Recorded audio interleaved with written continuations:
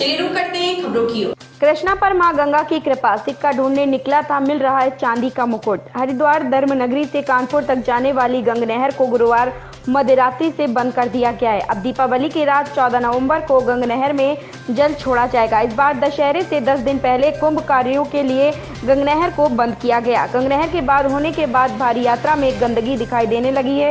इसके साथ ही गंगा में रुपए पैसे बिनने वाली की बाढ़ सी आ गई है। इसी दौरान नहर में सिक्का ढूंढने वाले कृष्णा को भगवान श्री गणेश आकार वाला चांदी का मुकुट मिला है, जिसकी कीमत लाखों में बताई जा रही है। शनिवार से शुरू होंगे 8 दिन के नवरात्र। देहरादून 1 महीने तक चले मलमास शुक्रवार तक रहकर खत्म हो जाएगा। शनिवार को नवरात्र शुरू होंगे। इस वर्ष नवरात्र 8 दिन के होंगे, 2 नवरात्र एक ही दिन होंगे। इस बार नवरात्रों का एक दिन कम हो रहा है। अष्टमी और नवमी तिथियां एक ही दिन पड़ने से नवरात्र के 8 दिन के ही होंगे और अगले दिन विजयदशमी मनाई जाएगी। मसूरी नगर पालिका की बोर्ड बैठक रद्द। शिपनकोट से बेघर हुए परिवारों ने किया प्रदर्शन। मसूरी में 16 अक्टूबर को होने वाली नगर पालिका परिषद की बोर्ड बैठक पालिका अध्यक्ष अनुज गुप्ता के निर्देशों के बाद स्थगित कर दी गई। बैठक स्थगित करने के स्पष्ट कारण नहीं बताए जा रहे हैं। बोर्ड बैठक में शिपनकोट से बेघर हुए 84 परिवारों के विस्थापन करने को लेकर जमीन उपलब्ध कराने को लेकर विचार विमर्श किया जाना था। अब बोर्ड बैठक स्थगित होने के बाद लोगों में भारी आक्रोश है। कोतवाली के सामने आभूषण की दुकान में 35 लाख मूल्य के जेवर, सोना चांदी, नकदी की भीषण चोरी। AK तिवारी, जौनपुर की रिपोर्ट। मड़ियाव कोतवाली के ठीक सामने गुरुवार की रात हौसला बुलंद चोरों ने छत की पट्टियां काटकर एक आभूषण से 35 लाख का गहने चुरा ले गए।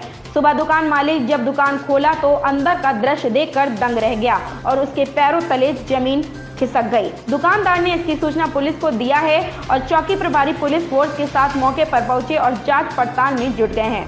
ग्राम टुडे लाइव खबर पर आज उपस्थिति है सदानंद कविश्वर, दिल्ली से। नमस्कार, मैं सदानंद कविश्वर कालका जी एक्सटेंशन नई दिल्ली से आज आपके समक्ष उपस्थित हूँ अपने कुछ मुक्तक लेके। आशा है आप इन्हें पसंद करेंगे। मैंने एक कल्पना की है कि एक मेरी सखी है जो मुझसे बात नहीं कर रही और उसके बात न करने के कारण मैं विचलित भी नहीं हो रहा। तो ये सोच के मैंने ये लिखा, सखी अब तेरा मौन नहीं मुझको खलता है, सखी अब तेरा मौन नहीं मुझको खलता है, नैनों की भाषा में अपार स्नेह पलता है, नैनों से ही जब तुम कुछ भी कह देती हो, दीन बेचारे शब्दों का तब दिल जलता है। ये बात कहने के बाद सखी के ऊपर कोई फर्क नहीं पड़ा और उसने बात नहीं की।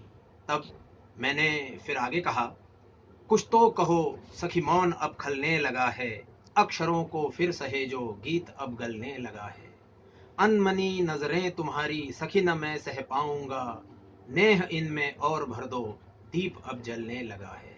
नेह का अर्थ प्यार से भी है, नेह का अर्थ तेल से भी है। तो कहा है कि नेह इनमें और भर दो दीप अब जलने लगा है। पर सखी निष्ठुर इतनी है कि वो बात नहीं कर रही फिर भी। तो अंत में फिर मुझे मजबूर होके ये कहना पड़ा,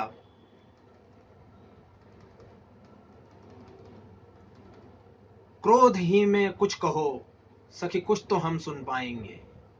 ये मेरी व्यवस्था है, सुनना चाहता हूँ।